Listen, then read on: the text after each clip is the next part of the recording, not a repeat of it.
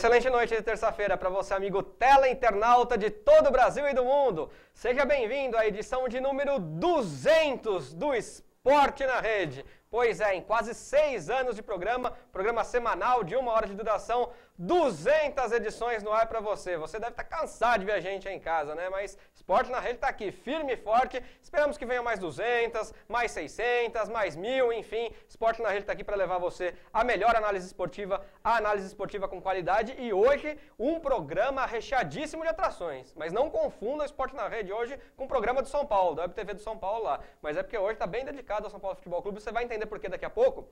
E hoje vamos falar de Taça Libertadores da América já nesse primeiro bloco, tem jogo acontecendo, a última rodada da fase de grupos, vamos ver quem se classifica aí para o mata-mata, vamos falar também de estaduais, se tem houver, né, porque esse programa corre muito, mas pelo menos aqui o primeiro jogo da final em São Paulo já aconteceu, o Ituano bateu o Santos na primeira partida, e claro, tudo da Fórmula 1, GP do Bahrein, aqui com o nosso Paulo Arnaldo Lima no Momento Motor. E uma entrevista exclusiva com o candidato Calil Rocha Abdala da oposição pelo São Paulo, falou aqui da gestão atual, olha, rapaz, meteu a boca na gestão atual.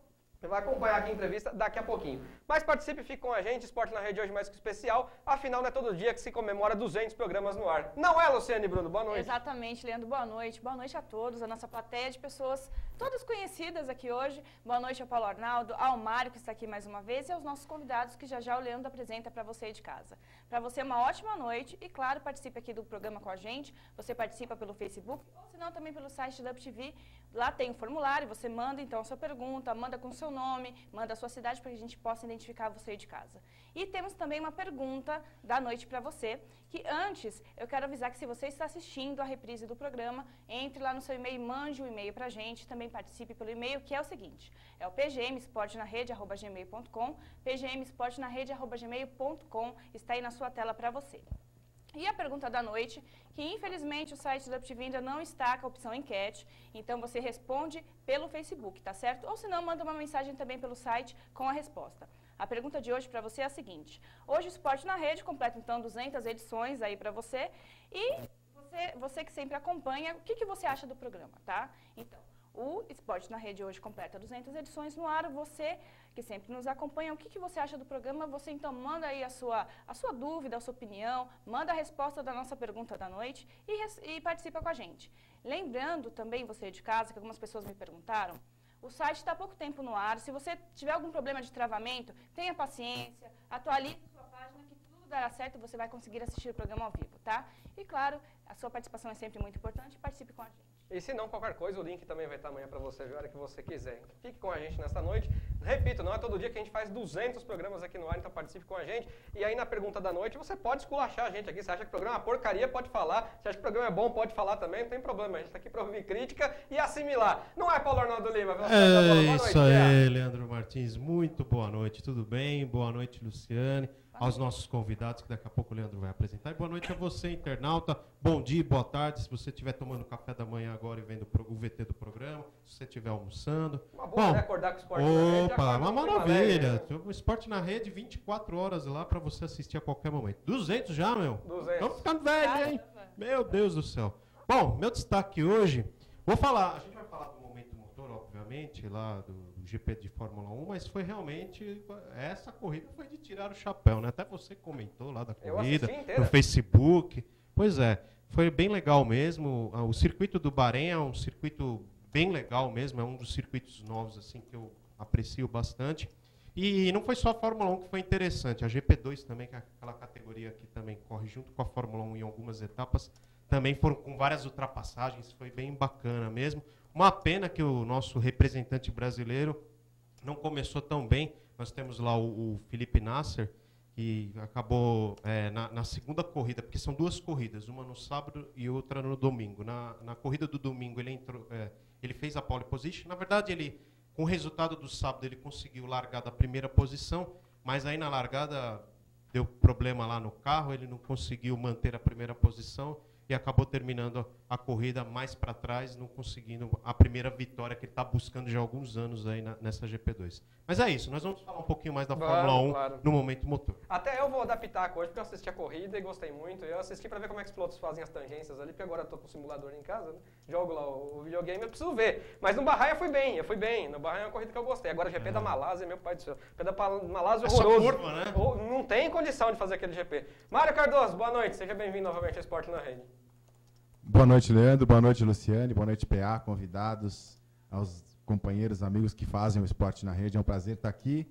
Meu destaque, primeiro de todos, é para o programa, né? 6 anos no ar, 200 edições, é uma coisa muito importante, significativa. Web rádio, web TV, precisam de credibilidade, profissionalismo. 6 anos no ar é uma prova de que é feito com profissionalismo. Então, parabéns a todos. Obrigado por agora poder fazer parte da equipe também. Meu destaque para a Liga dos Campeões, para a Copa Libertadores da América, a gente vai falar daqui a pouco, importante, mas a Liga dos Campeões tem 2 semifinalistas definidos, né? O Real Madrid, como sempre, aprontou, perdeu de 2-0, mas se classificou mesmo assim. E o Chelsea, graças a um gol do Dembaba, 43 minutos do segundo tempo, eliminou o Paris Saint-Germain e acabou com as pretensões do Lucas chegar à Copa do Mundo. E vai ter um belo clássico agora na semifinal, com certeza, também, da Champions League. E, Marião, você sabe que aqui, quando uma pessoa vem integrar aqui o Esporte na Rede, ela ganha um apelido, né? Então eu já vou convidar você, amigo teleinternauta, se quiser sugerir apelidos para Mário Cardoso, a gente sempre tem a alcunha, alguma coisa da bola. O convite da bola. Por exemplo, hoje nós temos aqui a visita ilustre ali na plateia do nosso Alexandre Aníbal, que é a enciclopédia da bola, que eu não sei que milagre aconteceu para ele vir ao Esporte na Rede, que fazia 500 anos que ele não vinha. Nós temos ali ao lado dele, o nosso nariz da bola, que eu chamo particularmente aqui no estúdio, mas é o faro da bola, que é o Rafael Jacobucci. O Paulo Arnaldo Lima é a velocidade da bola, o Luciano Bruno a simpatia da bola. Eu sou âncora da bola, porque afundo o programa, entendeu? Afundo de uma vez. Então a gente tem que achar agora um apelido pro senhor. Sugira, amigo teleinternauta. Vou ouvir sugestões aqui se alguém tiver, viu, Jacobucci? O senhor que é um cara muito espirituoso, aguardo suas sugestões no segundo bloco. O convite da bola. Então, o convidado da bola. Ou pode ser também. Sensacional. Não, aí é triste. Deixa eu apresentar então os convidados desta noite. Agradecer demais a presença dele, que veio direto de Jundiaí aqui para Santo André. Hoje, aliás, aniversário da cidade. Parabéns, Santo André. No final da vinheta tem o hino de Santo André para homenagear. Ele veio de Jundiaí direto aqui para o estúdio do Esporte na Rede. Não sei se você vai se lembrar, mas hoje, com certeza, você vai rever algumas fotos dele aqui. Ex-goleiro do São Paulo, jogou em 1992 a decisão contra o Barcelona. Em Tóquio jogou, não. Estava lá no elenco, estava no banco de reservas. Viu de pertinho aquele gol do Raí que foi lá na gaveta. O Bizarreta só fez assim, ó, só olhou e a bola entrou. Ex-goleiro do São Paulo, portanto, conviveu com o Rogério Ceni. Marcos Bonechini, boa noite. Obrigado por ter vindo ao Esporte na Rede, Marcos. Boa noite, Leandro. Boa noite a todos que participam. É um prazer estar aqui numa data tão especial, né? Afinal de contas, 200 edições de um programa e uma web TV não é para qualquer um, né? Então, eu, antes até de dar o meu boa noite, queria parabenizá-lo.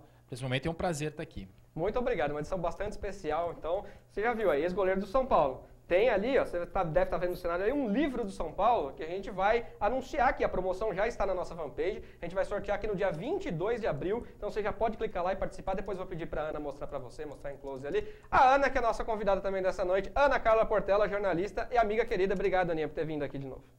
Obrigada pelo convite. Muito feliz de poder participar do programa número 200. Sabe que eu sou sua fã. Imagina, que é eu que sou seu. Isso. Queria falar minha boa noite também para todos os comentaristas, para todo mundo. E assim, é um prazer poder participar, sabe, da minha paixão pelo futebol. Então, participar de um programa assim, né, há 6 anos no ar, número 200, eu acho que é uma grande honra.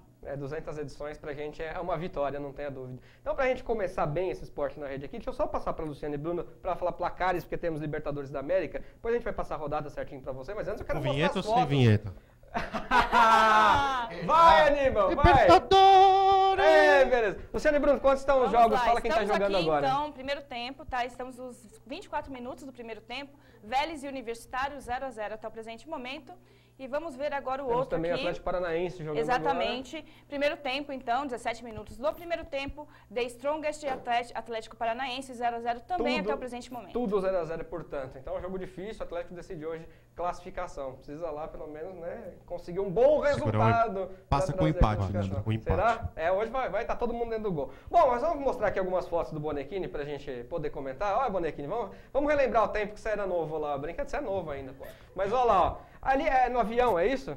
Na Vocês volta. voltando já para o Brasil depois de conquistar o Mundial de Tóquio, ali com a taça na mão. Então o Zete está ali com a faixa, né, do Japão. Tá de Valdir sushi Joaquim mesmo, de Zete. Moraes, ao lado do Zete, preparador de goleiros. Mestre Tele Santana, um dos maiores técnicos que esse país já viu, na minha opinião. Vanderlei Nogueira, repórter... Não é Marco Aurélio Cunha ali, né? Opa! Parecia, hein? É Parecia verdade. o Vanderlei Nogueira ali, hein? Ô, E o Marcos louco, Bonequini meu. segurando a taça, que beleza. Passa a próxima aí, Guilherme, passa a próxima aí. Agora, rapaz, me ajuda a escalar o time aí, Bonequini, que eu vou falar quem que eu matei aqui, ó. Meu Deus. Tá ali.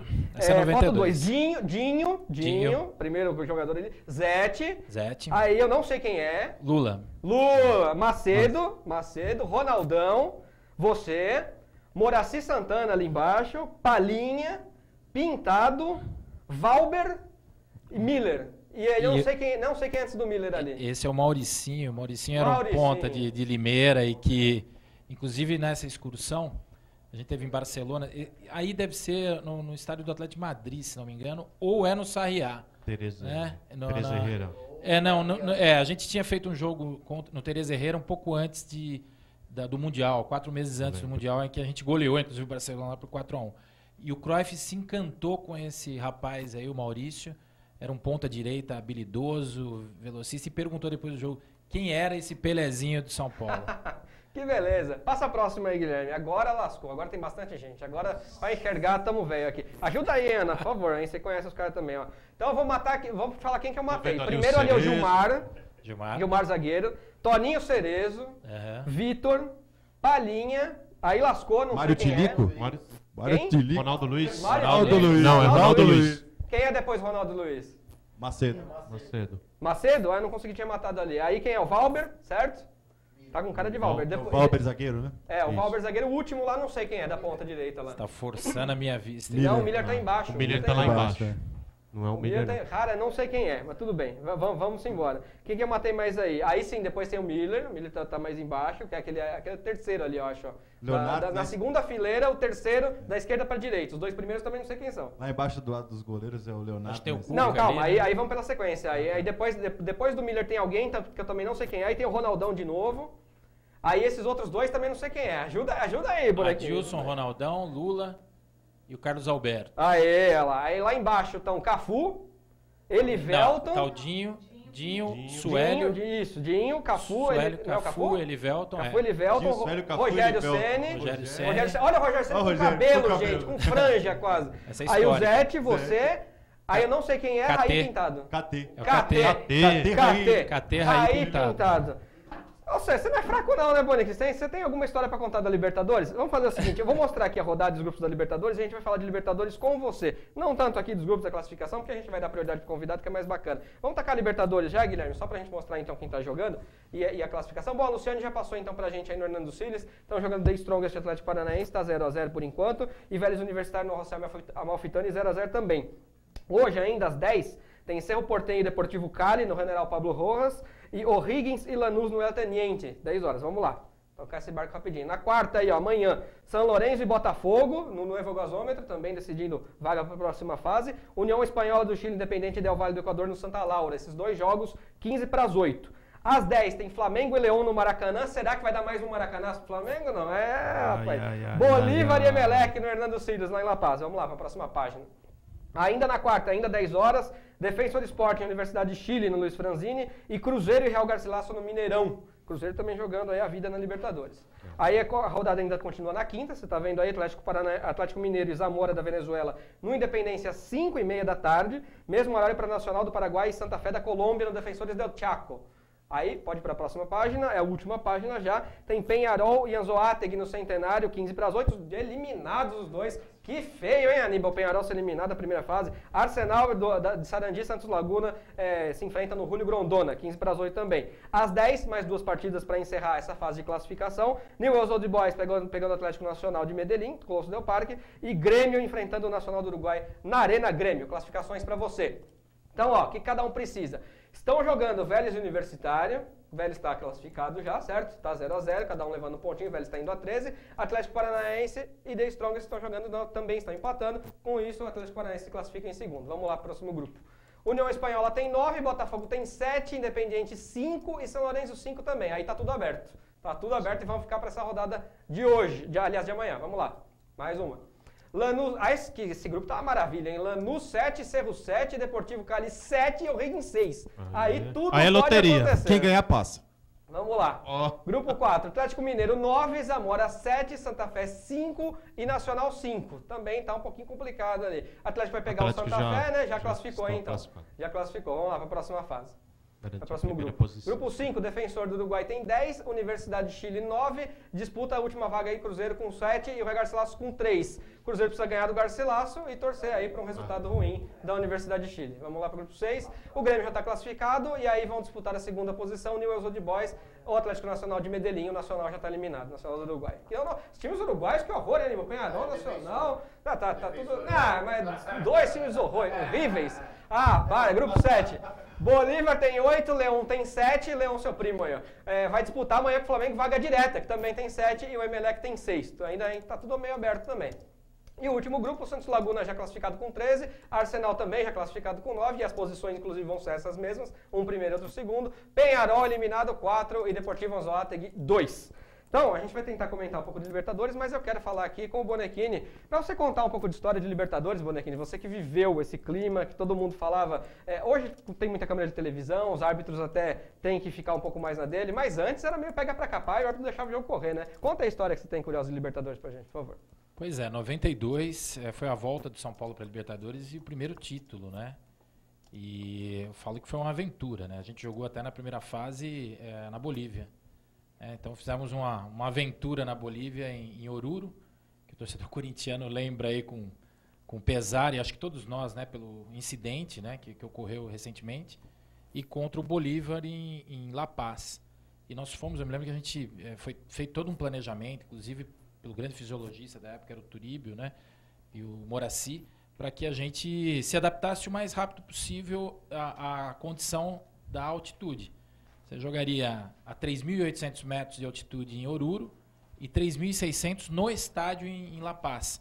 O aeroporto é 4.100. Então você imagina... Jesus, e ficamos em Santa Cruz de la Sierra. A gente ia poucas horas antes do jogo. E a grande aventura foi que o São Paulo fretou um avião militar, né? Na época era até a TAM, né? Uma semelhança aí com o futuro patrocinador, mas era transporte aéreo militar. E era um avião que inclusive tinha uma barra.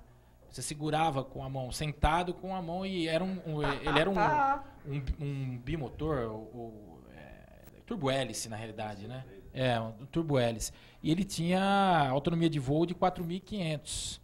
Então você imagina você voar perto da cordilheira a 4.500 metros de altura, quando você tem que descer no aeroporto em La Paz a 4.100. E no jogo de Oruro, a gente desceu, a gente desconhecia totalmente Oruro. Desceu, deu aquele tranco normal na descida, a gente contornou uma cordilheira, uma montanha, enfim, desceu. Quando ele freou, a gente foi perceber o que era. A pista era de terra. Nossa. E o avião chacoalhou até tivemos que esperar na cabeceira da pista, baixar a poeira, para o avião retornar para a gente desembarcar. E aí o jogo foi aquela loucura também, um estádio cheio. Um fato que eu recordo, assim, até engraçado, que o Macedo estava no banco nesse jogo. O Macedo era um jogador que incendiava o jogo, né? E o time jogava numa velocidade mais lenta, porque realmente falta o oxigênio, por mais adaptação que você tem ali.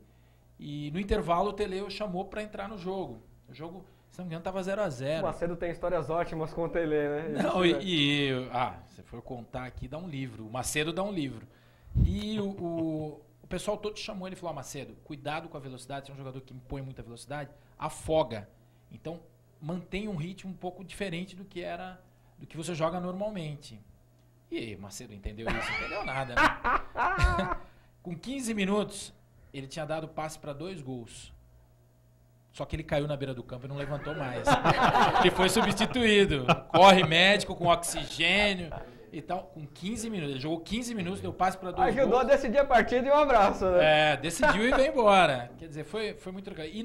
E em La Paz, né, um fato, a gente desceu em La Paz, pegamos muita chuva durante o voo, o pessoal ficou assustado e muito trânsito. E na descida, a gente estava numa jardineira, não era nem um ônibus, né? E um trânsito grande, né, horário de pico. Até o jogo começou atrasado, porque a gente foi obrigado a se trocar dentro do ônibus. Chegamos para o estádio e praticamente entramos para o campo de aquecimento. E nessa descida, para que a gente pudesse trocar, desceu o Moraci Santana e o nosso roupeiro, para tirar os sacos de roupa de baixo, né, no bagageiro daquela jardineira para levar para cima. O trânsito andou, cara. E o motorista acelerou. E ficou o Moraci, o coitado do Moraci, o Araújo, na época, que era o nosso roupeiro, pô, na altitude, correndo com um saco de roupa nas costas. Você tá brincando. Antes de passar para vocês, deixa eu só ouvir da Ana. Ana, você que também sempre cobriu futebol, sempre foi a estádio. Você tem alguma lembrança de Libertadores, assim, que seja marcante para você? Olha, para mim, a maior lembrança de Libertadores foi quando o São Paulo perdeu a final de 94. Não tem como. Teve a um passo do tricampeonato. Não tem como, porque assim, naquela época eu era apenas torcedora, né? Já fazia faculdade, mas então acompanhei sempre a Libertadores. E eu me recordo assim, a gente já teve um problema para entrar. Eu fui com um grupo de amigos, já teve cavalaria, a gente já foi prensado no portão. Eu lembro que eu machuquei o braço, porque começou aquele tumulto que não queriam liberar. Tava com, acho que com 2 ou 3 catracas no Morumbi. Que coisa, hein? E aí, então, para entrar já foi aquele negócio. Aí já começou os burburinhos. O juiz foi trocado, não era o juiz que tinha sido sorteado, ele teve um... Então, aí já começou aquele monte de coisa. E aquela pequena, né, torcida ali, né, da Argentina fervilhando, enquanto o Morumbi calado. E quando o Palhinha perdeu o pênalti, eu brinco com ele, com isso até hoje, agora um pouco menos, porque uma vez ele me confessou que ele falou, se vocês se sentiram mal, ele falou, você não imagina como eu fiquei no vestiário. Então, depois que ele falou isso, mas assim, se eu pudesse aquele dia, eu tinha matado ele. Eu saí, assim, aos prantos do Morumbi. Eu acho que eu nunca chorei tanto. E, assim, meus familiares, sabendo da minha paixão, que minha paixão pelo São Paulo vem do meu avô.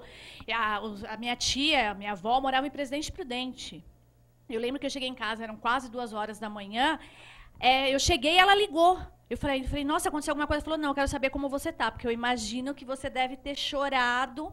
Então, assim, eu acho que da Libertadores, para mim, é a mais forte. Não tem como. Mas você chegou aí no estádio no título de 92? Eu fui em todos os jogos de 92 e 93. Até teve um jogo contra o News Old Boys que o São Paulo, quando colocou ali que tinha mais, acho que eram 111 mil pessoas. Eu lembro que eu olhava, eu falei, meu Deus do céu, porque se você levantasse no jogo, você não sentava mais. Era um negócio assim, enlouquecedor. E aí foi logo depois disso que teve aquele negócio do Morumbi tremer. Né? Então, e assim, ali você sentia literalmente o Morumbi tremer mesmo. Mas mesmo assim, que dá saudade ver estádio lotado assim, dá. Eu li o livro dos meninos da Copa que estiveram aqui no programa e na final do Maracanã bateu 173 mil pessoas. Meu Deus do céu, hoje você não imagina um estádio com essa capacidade. Mas, faz falta, faz muita falta. Hoje o futebol aqui no Brasil estão matando o futebol brasileiro. Vai, Paulo Arnaldo, manda ver. Bom, vou fazer uma pergunta para o Marcos.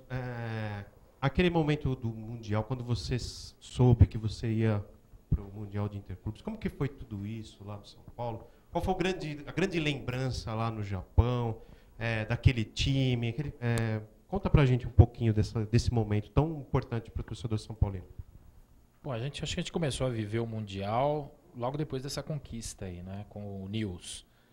E aí já aquilo que parecia o inacreditável, né, que o São Paulo poderia chegar a uma conquista de Libertadores pela primeira vez, começou a se materializar, né? E era um grupo, eu costumo dizer que eu acho muito difícil, e eu trabalhei com futebol recentemente, depois que parei de jogar, eu falo que é muito difícil o São Paulo ou qualquer outro clube, no futebol do jeito que está hoje, formar um elenco, um clube, um elenco de jogadores, quer dizer, o clube ter aquela sintonia como tinha aquele elenco. A gente tinha mais de 40 jogadores naquele elenco, para você ter uma ideia. E naquela época eram 5 no banco.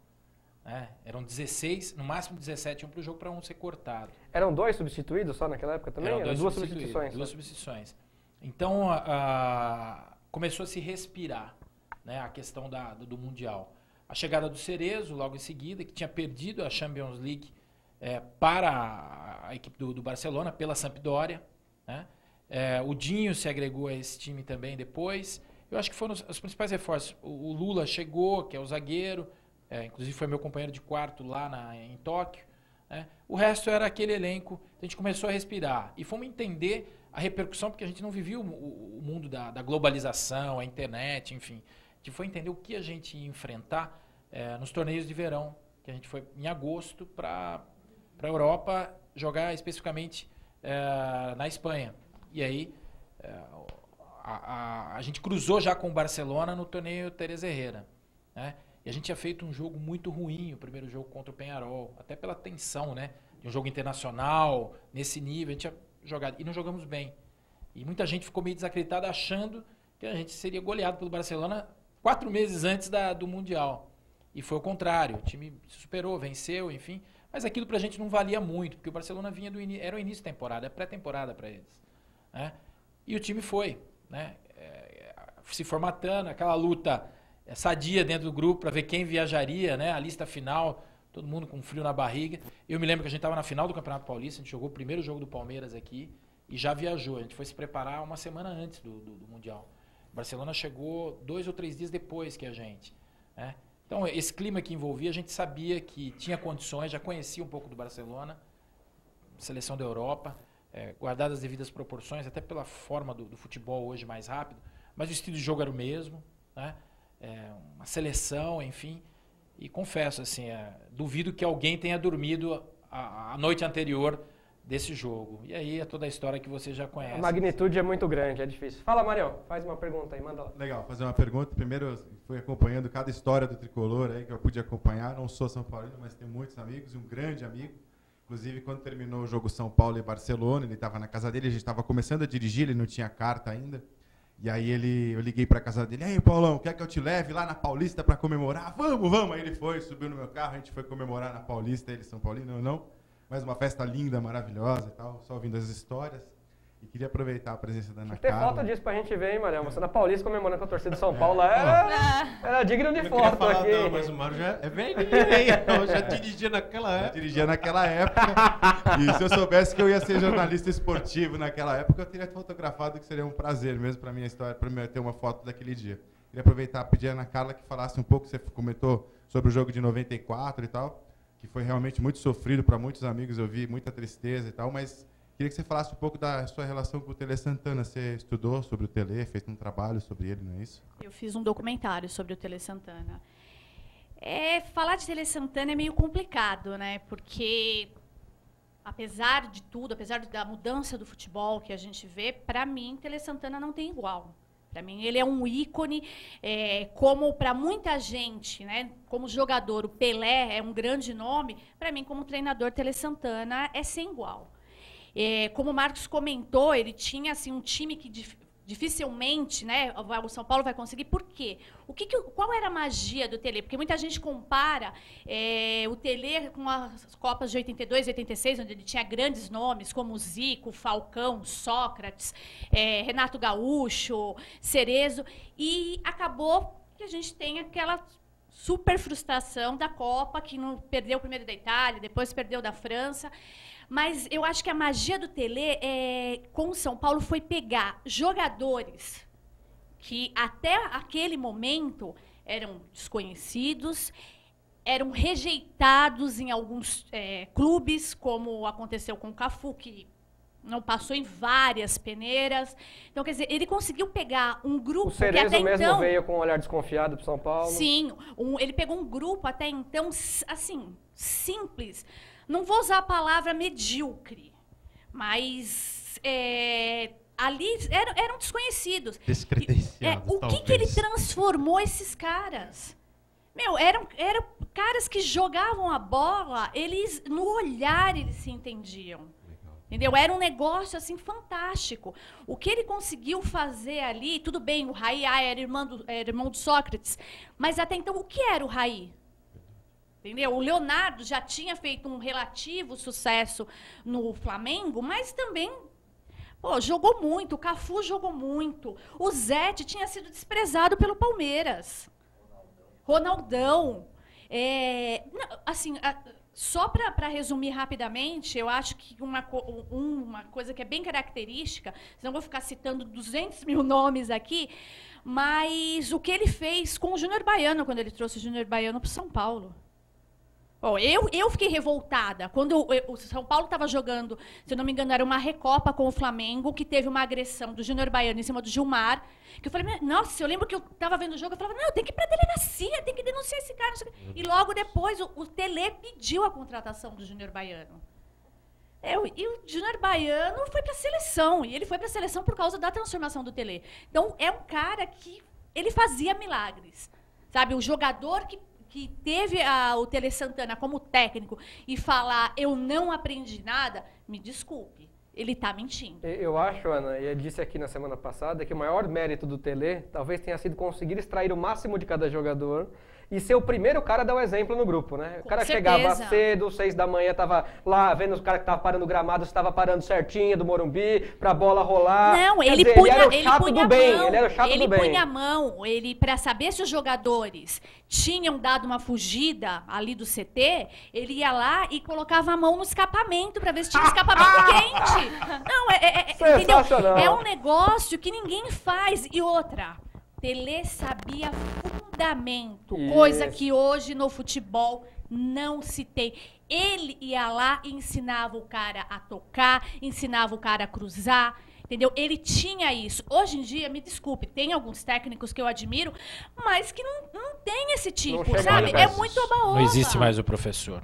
Exato. E ele era o professor. A gente tem que fazer um intervalo agora, eu vou pedir só para licença para fazer um intervalo, mas eu acho que, além disso, e que você citou bem, ele cuidava da vida pessoal dos atletas. Ele não deixava o cara gastar o dinheiro com besteira, pedia pro cara comprar uma casa pra mãe e pro pai, em vez de sair com mulher, gastar com carro. Chamou a atenção do Macedo quando veio com o cabelo lá todo bagunçado e falou, senhor, me tira isso aqui, senhor, o senhor não treina, não é? Então tem essas histórias por isso, e eu disse aqui semana passada, isso na minha opinião, de que eu vi jogar, não sei se o Mário viu o Flamengo ser campeão da Libertadores, Mário, 81, viu? Vi sim. Então, do que eu vi, que eu lembro de futebol, a gente já tá revelando a idade. O São Paulo foi o time mais técnico que ganhou uma Libertadores até hoje, na minha opinião.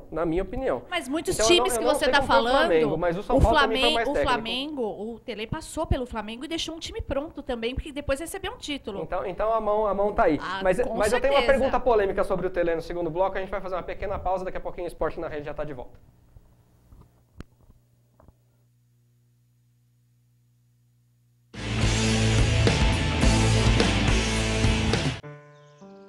Eu sou Charles Gavan, músico, e falo em nome da saúde do nosso planeta. O Brasil derruba florestas há 400 anos, sempre em nome do desenvolvimento. Está na hora de mudarmos isso. Eu sou o Dado Villa-Lobos e estou com Charles Gavan. Desenvolvimento não pede desmatamento. Por isso, nós assinamos pela lei do desmatamento zero. E você, está esperando o quê?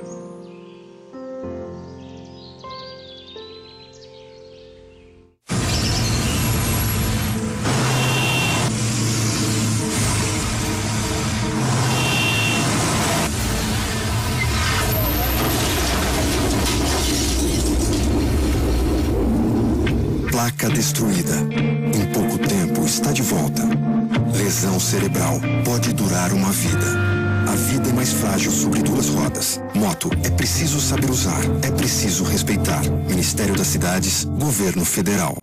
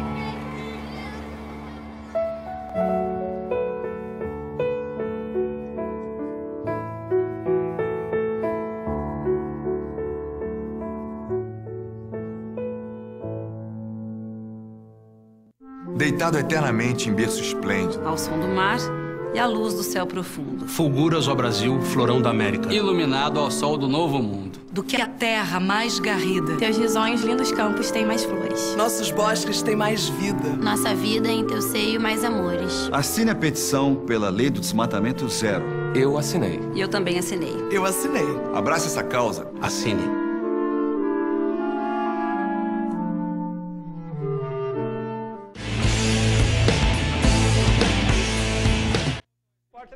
de volta, já com o seu segundo bloco. A gente estava numa discussão aqui, até porque o Luciane Bruno tem informações para dar. Então, se você não participou ainda, é hora de participar do programa, não é, Luciane? Exatamente. Já dá informação aí, Temos aqui uma informação, aqui o resultado. Temos aqui o primeiro tempo, né, do Strongest de Atlético Paranaense. Estamos aqui nos 43 minutos. E aos 41, o Strongest acaba de fazer, então, 1 contra o Atlético Paranaense. Aqui, só para deixar vocês informados, tá? Por enquanto, o Furacão está caindo fora da segunda fase da Libertadores. E se você ainda não participou, ainda dá tempo de participar agora nesse segundo bloco. Mande a sua pergunta, o seu comentário, participe, responda a pergunta da noite, que já vou deixar aqui para vocês, que é a seguinte, tá? Hoje o Esporte na Rede completa, então, 200 edições. Você que sempre nos acompanha, o que você acha do programa? Então, você manda aí a sua resposta via Facebook ou pelo site da UpTV, né, onde você está assistindo a gente. Aqui no formulário, aqui embaixo, você então manda aí a resposta, manda a sua pergunta, o seu comentário. Se você está assistindo a reprise, mais uma vez, eu lembro você aí de casa que pode também entrar em contato com a gente pelo nosso e-mail, que é o pgmesportnarede@gmail.com. pgmesportnarede@gmail.com. Também é mais um canal de comunicação com você aí de casa. E também temos aqui algumas participações que eu aqui vou deixar aqui registrada para vocês, Manda tá? lá. Nossa primeira participação é lá do Alan de São Bernardo do Campo. Um grande beijo para você, obrigada pela participação. Alan de São Bernardo. E muita calma nessa hora, o Alan diz o seguinte: esse Mário tem uma cara de louco. Eu sugiro o manicômio da bola. Olha só isso. Pô, Marião, que isso, velho? Defende aí, pô. Faz isso. Obrigado, Alan, pela gentileza de participar aí. Vamos ver, vai botar pra votação, vamos escolher um melhorzinho, vai. É. O que mais você Temos aqui o Rubens de Santos, um grande beijo pro Rubens. Ele diz o seguinte: parabéns a todos pelos 200 programas, sucesso Obrigado. sempre, e virei fã desde já do Esporte na Rede, a primeira vez que estou assistindo. Abraços. Um grande Legal, beijo obrigado. para o Rubens de Santos. Temos aqui a Ana de São Bernardo do Campo, um grande beijo, que sempre nos assiste, sempre nos prestigia. Ela diz: boa noite a todos do DR, parabéns pelo programa e muito sucesso.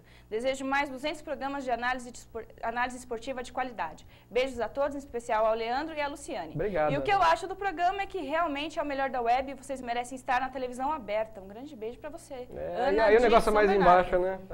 Aí o bicho pega, Tem mais? Acabou de chegar uma aqui do Carlos, de São Bernardo do Campo também. Ele quer saber aqui do Marcos o seguinte: qual foi o jogo que mais te marcou nesses anos de carreira como jogador de futebol? É inevitável falar, apesar de eu não ter jogado, eu acho que foi o Mundial, né? Mundial, eu posso citar alguns outros jogos na minha carreira. Eu fiquei 9 anos no São Paulo, passei por mais 12 clubes na minha carreira, tenho momentos memoráveis em outros clubes, né? Títulos, enfim, mas eu acho que o Mundial Interclubes é o auge da carreira de qualquer atleta. É impossível, né? A gente recentemente recordou tudo isso, né? O Raí, inclusive, participou de um livro, né? Ele escreveu um livro junto com o jornalista André Plihal, em que até me pediu uma participação para relembrar essas histórias, né?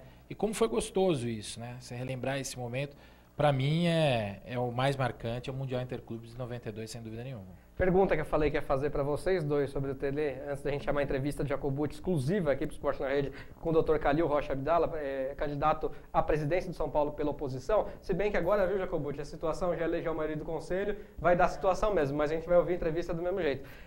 Eu ouvi dizer só, não lembro, era pré-adolescente, não lembro muito bem, também não acompanhava muito bem São Paulo, que o Tele pegou uma base muito bem formada pelo Cilinho e por isso ele se deu tão bem. É verdade ou não? O São Paulo sempre formou atletas, né? Eu acho que ele aproveitou alguma coisa. Eu, por exemplo, fui fruto dessa base do Cilinho. O Cafu chegou na mesma época, Elivelton, o Gilmar, zagueiro, o Vitor, né? Mais ou menos nessa era final do Cilinho.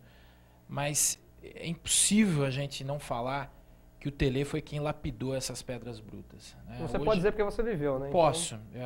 Ele era, uma palavra para resumir, o Tele é perfeccionista, né? E ele foi realmente o professor de todos nós. Quando ele tirou o Cafu do meio campo, convocado para a seleção do Falcão, era um volante. O Cafu sempre foi volante, né? E deslocou para a lateral e disse: você joga na lateral comigo, como volante você não tem qualidade para jogar. E fez o Cafu aprender a jogar na lateral. Ensinou a cruzar, que no começo a gente terminava treino, ele com a perna inchada, tudo escuro já no CT, e ele falava: não vou conseguir, porque ele só cruzava a bola para trás do gol, para trás, era incrível. Cara, o Cafu foi o que foi aí, tá na história, né, do futebol mundial. Então, eu acho que a a pedra bruta lapidada, sem dúvida nenhuma, o Tele. Você lembra do Cilinho, Ana, também? Lembro. E aí, o que você acha da minha pergunta? Não, eu concordo eu concordo com o Marcos. Eu acho que ele, assim, o São Paulo, ele sempre teve uma base muito boa. Hoje mesmo, ainda eu acho que se perdem muitos jogadores que vêm dessa base do São Paulo. Mas é aquele negócio. O Tele, ele era um cara chato. Ele era o chato, mas o chato no bom sentido. Ele fazia, não era assim, o pessoal chega para treinar, treinou, deu seu horário, tchau, tchau, cada um para sua. Não, ele pegava as pessoas e ficava lá. E ficava exaustivamente. Um na cabeçada, o outro no cruzamento, o outro fazendo meio campo. Que nem o Leonardo era lateral. Ele passou o Leonardo para o meio de campo e mudou as funções. Então, quer dizer, tem muita gente. Eu acho que o Tele, ele sabia extrair o melhor e anular o pior de cada jogador dentro do campo. Esse talvez o maior mérito dele. Bom, como eu disse aqui, o Rafael Jacobucci, nosso repórter especial de esporte na rede, vulgo o nariz da bola, viu, senhor Jacobucci? O senhor dá um tchauzinho pro Serrão lá que está te acompanhando hoje da faculdade, né? Olha lá, então, pois é. Tá pulando de novo, viu? Não, e nem na bancada ele estava, você está notando, né? Mas 200 edições eu vou perdoar essa daí, hein, Jacobucci? Mas ele foi lá e fez uma entrevista, por telefone com o Dr. Khalil Rocha Abdala, candidato à presidência de São Paulo pela oposição, e ele falou alguns tópicos que eu destaquei aqui. Eu vou pedir bastante silêncio no estúdio para a gente poder ouvir, mas porque o nosso retorno está baixo, mas dá para ouvir legal sim. Ele falou que gostaria de mudar a gestão, que está muito deficitária hoje, cita lá que o São Paulo não tem transparência e cita números, né, em milhões que o São Paulo diz que tem de superávit, e ele diz que esse número não bate. Fala sobre alternância de poder, que é importante também. Diz que faria muitas mudanças no elenco, porque as contratações foram muito ruins, que foram feitas desse ano. Citou o elenco péssimo, ele disse isso, péssimo, e também gostaria muito de mudar o CT de Cotia, que de lá só se investiu e até agora não saiu nada, segundo ele, né? Ele disse que não há nenhum plano de carreira para o Rogério depois que parar de jogar, e sobre o bom senso, falou que jogador que não joga nada também tinha que ter bom senso de pedir redução salarial. Acompanhe. Doutor, primeiramente, muito obrigado pela entrevista. Meu participar do seu programa. 2 questões, por gentileza. Qual será seu projeto de gestão na presidência do São Paulo? E, na sua opinião, por que a oposição merece vencer as eleições? Porque o São Paulo não tem transparência. O São Paulo tinha antigamente transparência. O São Paulo era um clube diferente e hoje não é mais. A administração de São Paulo não condiz com aquilo que o São Paulo tinha. Pior de tudo, que dentro, você pegar no balanço, é escrito que o São Paulo teve um lucro de 23 milhões, lucro operacional de 23 milhões. Acontece que tem uma receita, antecipação de receita de 28. Então, só sem examinar nada, basta dizer isso, que teve um déficit no ano passado de 5 milhões, o que demonstra que há má administração do clube no dia de hoje. Para uma boa vida política dentro do clube, alternância de poder é necessário, na sua opinião? Não é dentro do clube, é alternância de poder em todo lugar. Eu acho necessário e é importante, porque sempre há um revigoramento, uma situação melhor. Eu acho que é importante, a alternância é importante. Como o senhor enxerga o atual elenco de jogadores do São Paulo hoje e o departamento de futebol? Dá para ter continuidade do trabalho da atual gestão? Ou caso o senhor assume a presidência, terá uma renovação? O elenco do São Paulo hoje é péssimo. Está muito mal administrado, não sei o que está acontecendo. Contratações, isso aí que eu não lembro de cabeça, se não poderia te dar 10 novos jogadores que foram contratados, que estão encostados. Clemente Rodrigues, Fabrício, enfim, Carleto, Cortez, se for pegar, te dou mais de 10 nomes. Isso não é possível, não tem. Claro, você contrata um jogador pensando que ele pode dar certo, pode não dar certo. Mas, de qualquer modo, errar tanto como foi errado nessa gestão, eu acho difícil. Alguma coisa está acontecendo, nós não sabemos o que há lá dentro. Haverá uma renovação total. E é o único caso que eu já declarei quem vai ser o meu representante, o diretor de futebol, chama-se Marco Aurélio Almeida Cunha. Esse é que irá dirigir o futebol. E pretendo fazer uma reformulação muito grande, inclusive em Cotia. Não é possível acontecer aquilo que está acontecendo. Só o ano passado gastaram 27 milhões de Cotia. E nada saiu de lá. caso o senhor se eleja, é muito provável que você pode pegar num término de carreira do goleiro Rogério Ceni. O senhor trabalha em um plano de carreira para o Rogério Ceni dentro do clube? Ele tem a possibilidade de se tornar dirigente na sua gestão? Não, pera um instantinho, não tem plano nenhum para o Rogério. O Rogério é um atleta como outro qualquer, claro, com grandes méritos, é um excelente jogador, mas terminando o contrato, está terminando o contrato. Isso não significa que ele será diretor, será dirigente, será isso, será aquilo. Eu não sei nem o que ele pretende fazer na vida dele.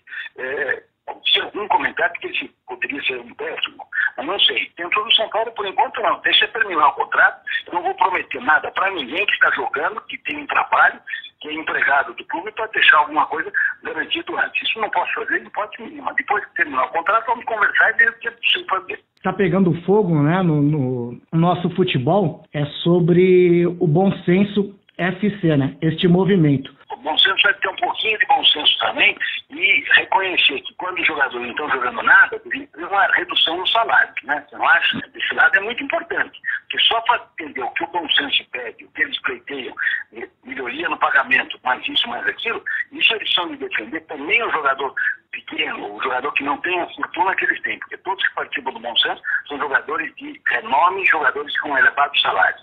Vai verificar esse jogador do interior que não ganha nem R$1.000. Isso é que nós precisamos chegar e verificar se eles estão lutando por eles. Eu despeço dos seus ouvintes com um grande abraço a todos e torcendo para que o São Paulo sofra as modificações necessárias. Não tá com o menino não aqui, nosso nariz da bola. Senhores, Marião, Paulo Arnaldo Lima, Ana e Marcos, por favor, queria que vocês comentassem um pouquinho a entrevista do Calil.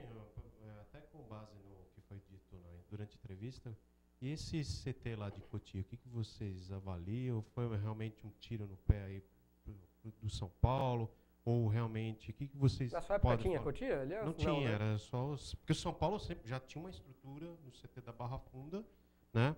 E muito se falou. A gente está vendo que muito pouco tem saído de lá. Não por causa do local, às vezes, mas assim, por causa do dinheiro gasto, tudo, e toda essa... O que vocês avaliam, vocês que vivem lá dentro? O que vocês poderiam falar do CT de Cotia? Bom, eu não posso falar do dia a dia do São Paulo, eu não vivo, tenho uma ligação, obviamente, mas eu não vivo o que acontece em termos de gestão dentro do São Paulo. Quem conhece Cotia se encanta, como eu me encantei quando conheci. Eu acho que é uma estrutura de formação de primeiro mundo, né? Se questiona se todo o investimento feito já retornou para o São Paulo ou pode retornar. Eu acho que esse é um questionamento de estratégia de trabalho, da gestão. Eu acredito que você pode falar bem como gestor esportivo que é, né?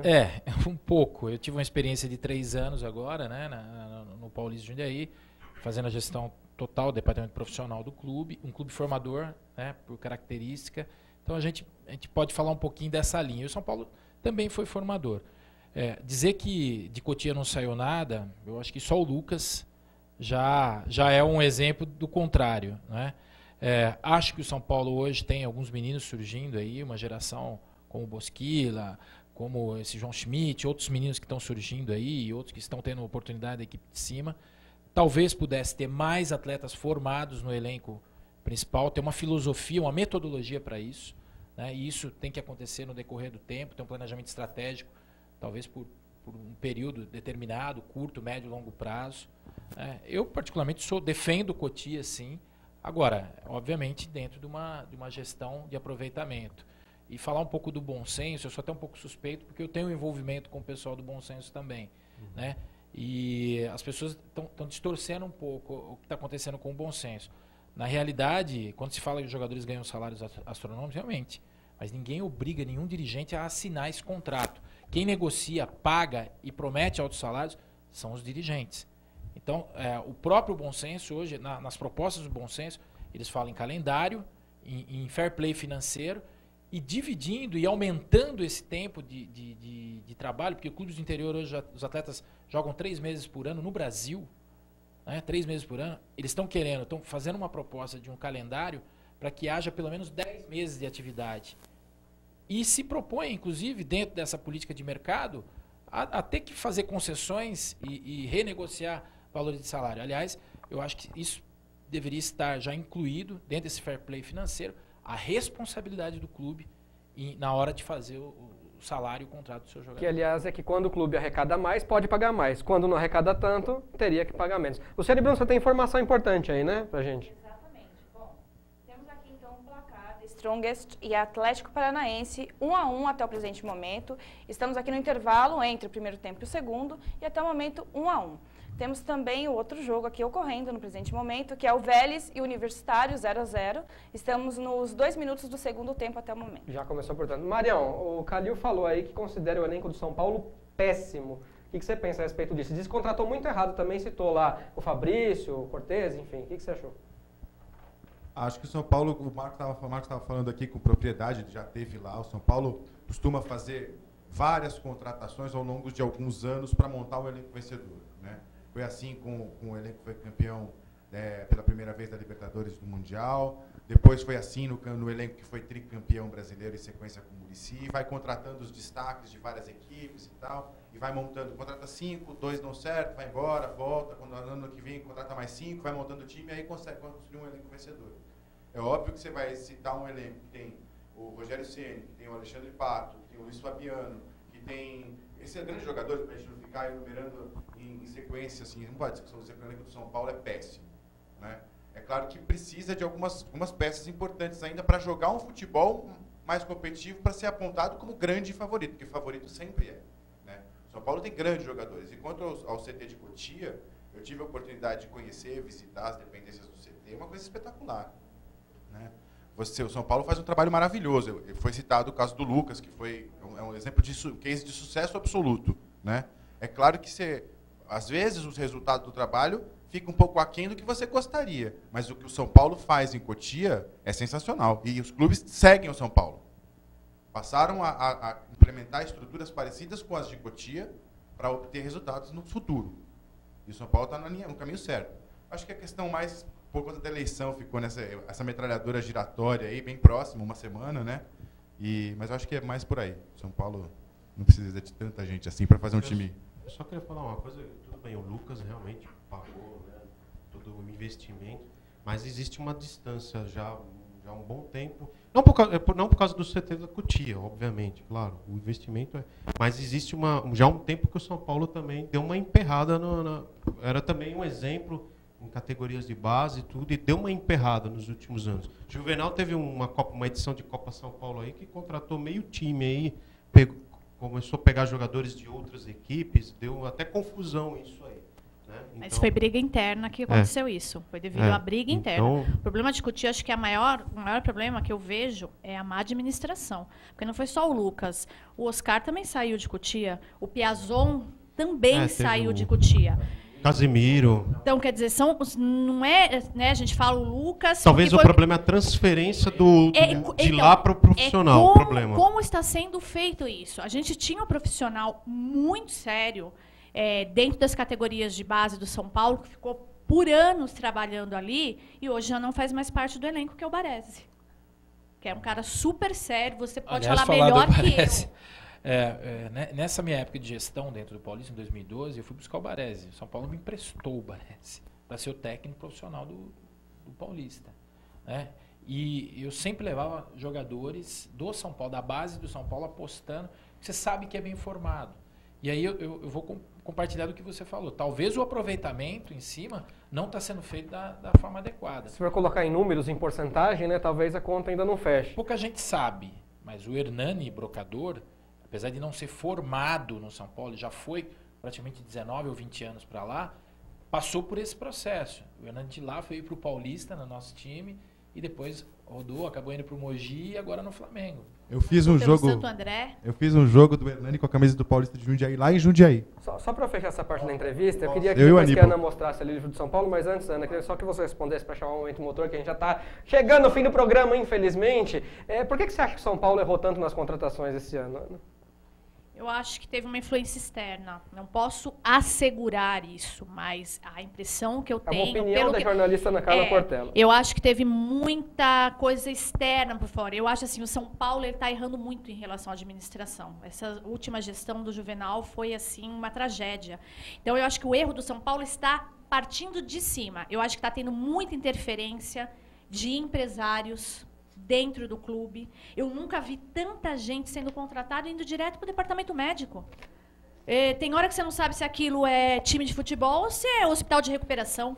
E distorceu até uma filosofia que o São Paulo implantou de fazer uma recuperação de determinados jogadores e realmente... É porque o São Paulo não, era uma referência.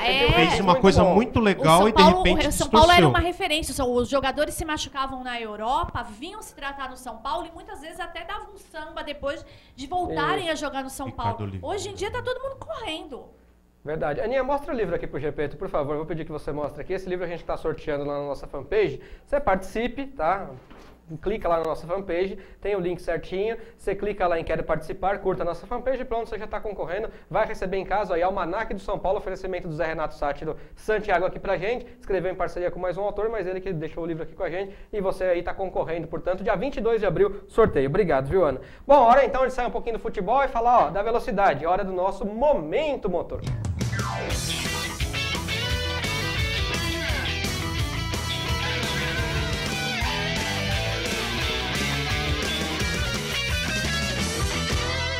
Muito bem, na tela Paulo Arnaldo Lima, para você comentar o nosso Momento Motor, vai aparecer o resultado do Bahrein. Olha que beleza, GP de Sakir tá aí, ó. Lewis Hamilton fez dobradinha com o Nico Rosberg, agora só tá dando Mercedes, hein? Você vai ter que explicar isso aí. Agora... Sérgio Pérez da Force India foi o terceiro, Daniel Ricciardo, australiano da Red Bull, foi o quarto. Eu não consigo chamar de Ricardo, viu? Galvão Bueno me perdoe. Eu também não. Mas Ricardo não dá. Eu também Galvão Bueno narra muito Fórmula 1, eu gosto dele, mas Ricardo não dá. Você viu que ele já também já falou que não é Ricardo. Vai catar coquinho. Nico Hülkenberg, alemão da Force India, foi o quinto. Vamos para a próxima página lá. Sebastian Vettel, alemão da Red Bull, sexto. Felipe Massa, brasileiro da Williams, o sétimo. Valtteri Bottas, finlandês, companheiro do Felipe Massa na Williams, o oitavo. Fernando Alonso, espanhol da Ferrari, o nono, fazendo dobradinha com Kimi Raikkonen, finlandês, o décimo. Vamos lá para a classificação. Então agora tá assim, ó. Nico Rosberg ainda lidera com 61, depois vem Lewis Hamilton agora já com 50 na cola. Nico Hülkenberg tem 28, Fernando Alonso 26 e Jenson Button 23. Sebastian Vettel tem 23 também, Kevin Magnussen 20, Valtteri Bottas 18, Sérgio Pérez 16 e o Daniel Ricciardo, viu, Galvão? 12. Fala, Paulo Arnaldo Lima. Ah, não, tem mais aí a próxima prova, agora o GP de Xangai, na China, 4 horas da manhã, viu, Paulo Arnaldo? Naquele horário agradável. Poxa, vou tentar acordar pra ver que eu tô gostando mais de Fórmula 1 agora. Meio-dia, 4 horas da manhã no dia 20, 5,5 km quase a pista, e aí 56 voltas. Confesso que eu não gostei de jogar o GP da China também, não. Fala, Paulo Arnaldo, essa corrida espetacular do Bahrein. Tem uma curva legal lá na China. Mas vamos lá. Em relação ao GP do Bahrein, foi a melhor corrida disparada dessa temporada e possivelmente até dos últimos anos. Foi realmente uma corrida espetacular em termos de ultrapassagens. Você assistiu também a corrida e viu excelente. Briga entre os dois pilotos da Williams, briga também na Red Bull, aliás, né? O Daniel Ricciardo enfrentando o Vettel ali, né? Foi bacana. E também o Vettel espalhou pra cima do Massa, hein? Não gostei dessa manobra, não. Jogou o carro lá em cima dele.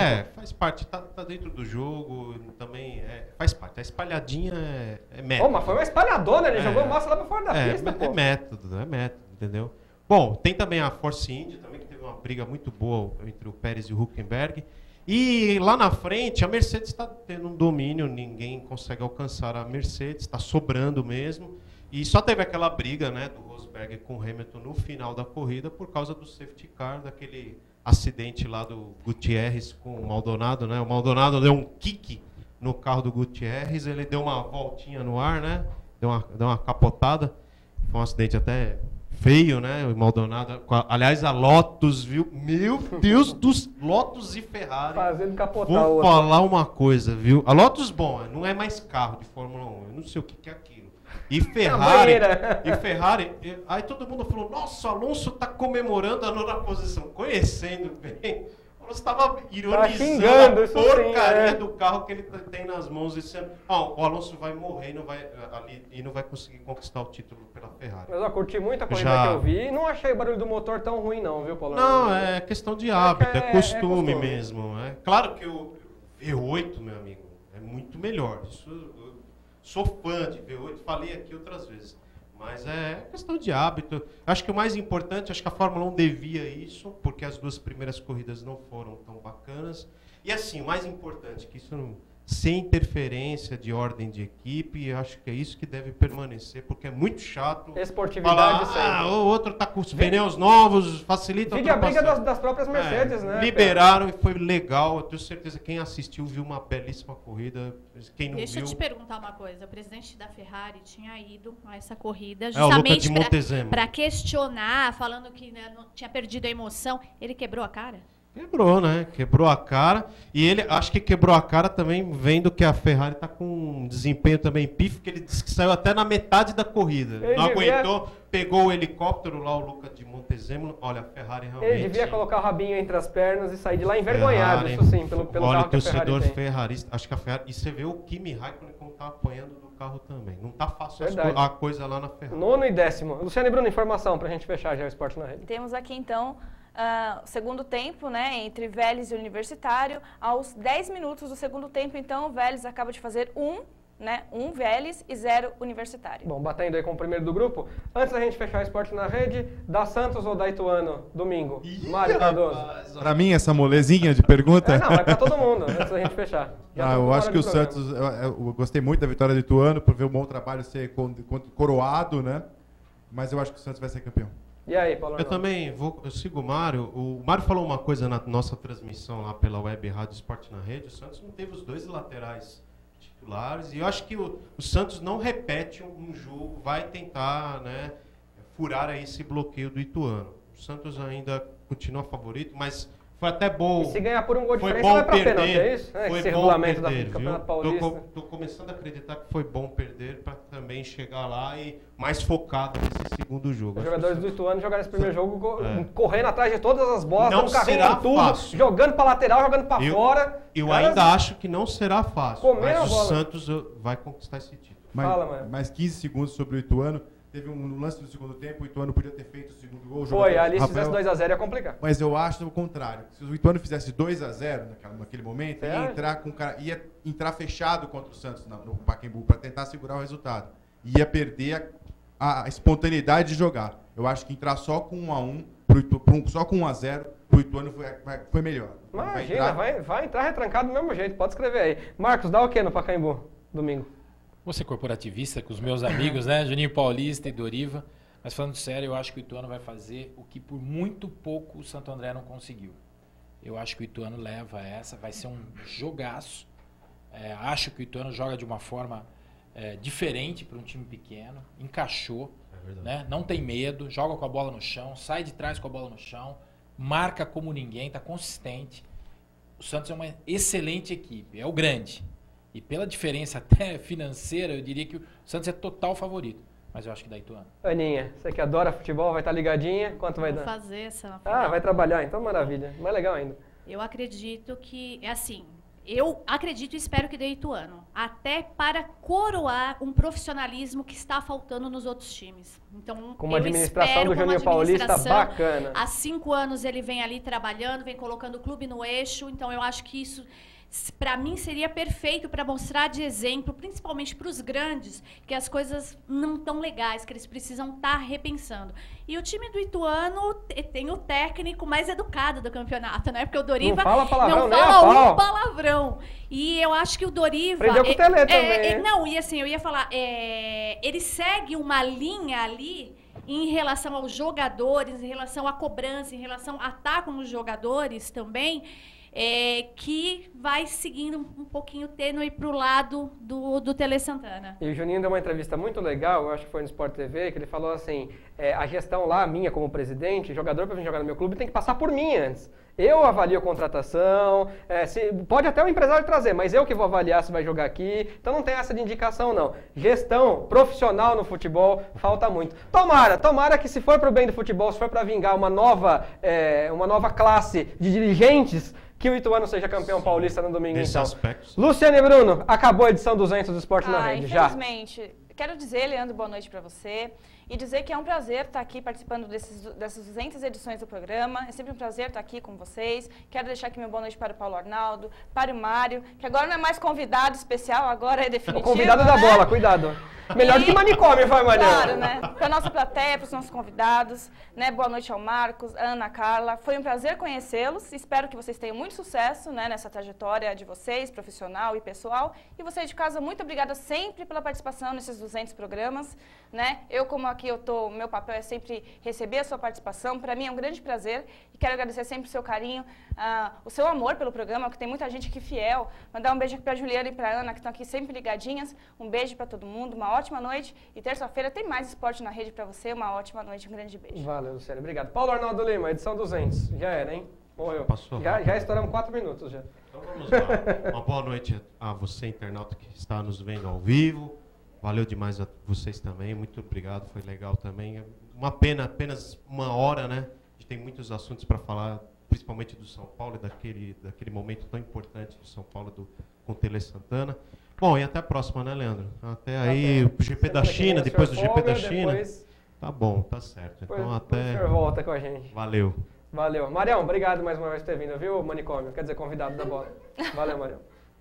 Pode ser despedir. Legal, Leandro. Obrigado. Estava esperando. Não, ele corta. Fica tranquilo. Legal, ele corta agradeço lá. mais uma vez a oportunidade de estar presente, especialmente no programa 200, que é uma honra ao lado das pessoas que ajudaram a construir nesses outros 199 antes de mim. Foi muito legal falar sobre o São Paulo, sobre o Tele, que era o técnico que eu admirei desde pequeno. São Paulo, a gente falou da questão do profissionalismo, né? São Paulo se afastou hoje 2 jogadores, o Clemente Rodrigues e o Fabrício. Vai fazer 1 mês que isso estava para acontecer oficialmente, para economizar R$700 mil. O Corinthians paga metade do salário do Pato no São Paulo, que vai pagar o salário integral do Emerson Sheik no Botafogo, para receber, se for receber como contrapartida depois, para essa garantia para o Sheik poder sair. Então, falar do bom senso é fácil. Tá meio confuso. R$1 milhão por mês, assim, na brincadeira, Corinthians e São Paulo tem que perder 8 anos. Obrigado, Leandro. Parabéns a toda a equipe. 200 programas não é para qualquer um. Valeu, mano. Obrigado, Aníbal, por ter vindo aqui na plateia. Saudades que eu tava de você. Agora. Obrigado, Jacobucci. Boa noite a todos. Valeu, Aníbal. Valeu, Jacobucci. Desculpa, não deu tempo de fazer a pergunta, mas é que o programa corre aqui. A Thaís está com a gente também, o Alex. Bonequini, pra gente ir embora feliz. Na sua época, tinha vaidade no São Paulo? Hoje a gente vê muito. Tinha vaidade? Não. Esse grupo que a gente trabalhou, não. Talvez tenha sido um dos pontos de sucesso também. Né? Mas a gente também conhece outros grupos que tiveram vaidade e foram tão vitoriosos. Certo, né? Assim como deve ter grupo que não tinha e também deu errado. Então tem de tudo. Obrigado por ter vindo, viu, Bonequini? Saindo de Jundiaí e vindo prestigiar o Esporte na Rede na sua edição 200. Eu é que agradeço o convite, estou à disposição. Adorei participar. Né? Eu falei para você Volte mais vezes, porque o assunto aqui não acaba, viu? É interminável. Que eu tive uma experiência em TV e estou adorando. Parabéns mesmo pelo programa. Não é à toa que vocês estão aí com 200 edições no ar. Vem ser comentarista fixo aqui, ó, quem sabe. Ana Carla Portela, obrigado por ter vindo ao Esporte na Rede. Obrigada pelo convite. Uma honra estar aqui no programa de número 200. E é isso aí. Vamos continuar fazendo bons programas como esse, né? Porque eu acho que a gente está precisando não só que o futebol melhore, mas que as pessoas que comentam o futebol também tenham um pouco mais de ética e façam programas melhores para a gente ter como referência lá fora. Obrigada. Eu já sou mais escrachado e falo menos circense, menos palhaçada. Ontem foi dia do jornalista, né? Então vamos contratar mais jornalista também, em vez de tanto jogador, viu, gente? Faz parte também isso de deixar o programa com a cara mais profissional e mais bacana. Vamos tratar de melhorar isso aí. Você disse tudo, viu, Ana? Muito obrigado para você que acompanha o Esporte na Rede. Convite final, passe lá no meu blog também, ó, leandrojornalista.blogspot.com. Amanhã já estarão lá as fotos deste programa, viu, Marcos, viu, Ana? E aí, na semana passada, estiveram aqui o Luiz e o Flávio aqui da Web Rádio Esporte na Rede, fazendo reportagem especial sobre Copa do Mundo, sobre o lado B da Copa do Mundo, e na semana que vem acho que já vamos ter mais aí. Terminar o programa de hoje com Pensamento na Rede. Hoje, dia 8, também é o Dia Mundial de Combate ao Câncer. E Sêneca, filósofo e pensador, disse assim: é parte da cura o desejo de ser curado. Portanto, se você sofre com uma doença desse tipo e está meio para baixo, está meio deprimido, vá para cima, em frente e vai porque a parte da cura aí é o desejo de ser curado. Você tem que ter vontade de viver. Se você não tiver vontade de viver, aí realmente não vai dar certo. Mas se tiver vontade de viver, você vai lutar com certeza até o fim e vai lutar bacana. Para terminar hoje, a nossa vinheta final, hoje, como eu disse no começo do programa, é aniversário de Santo André. Vamos terminar com o hino a Santo André, que faz hoje 461 anos de história. Foi fundado em 8 de abril de 1553. Tem a letra do professor José Amaral Wagner e música de Luiz Carlos da Fonseca e Castro. O hino é de 1950, ano da Copa do Mundo do Brasil aqui. É de 16 de fevereiro de 1950. Muito obrigado pela sua companhia. Recados finais. Não conseguiu ver o Esporte da Rede ao vivo? Sem problema.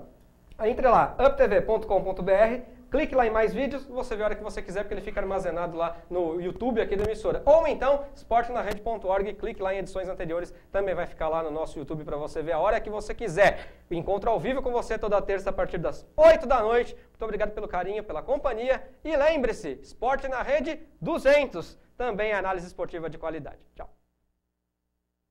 Santo André,